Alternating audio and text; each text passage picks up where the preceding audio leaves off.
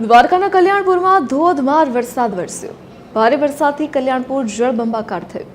સત્તા પર લાંબા જામ દેવળિયામાં ભારે વરસાદ વરસ્યો। સત્તા પરની સિંધણી નદીમાં પૂરની સ્થિતિ સર્જાઈ છે। ભારે વરસાદથી અનેક વિસ્તારો પાણીમાં ગરકાવ થઈ ગયા છે।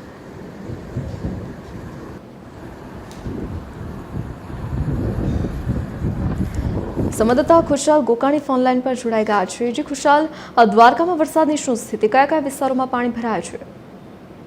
જી દ્રષ્ટિ જણાવી દઉં તો દેવભૂમિ દ્વારકાના કલ્યાણપુર તાલુકામાં ગઈકાલથી જે ભારેથી અતિ ભારે વરસાદની આગાહીને લઈને ભારે વરસાદ પડ્યો છે।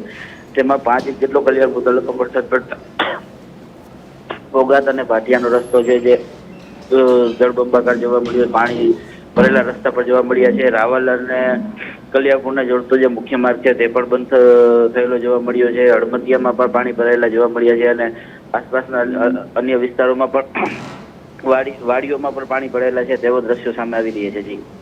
જી ખુશાલ, વિગત બદલ આપનો આભાર।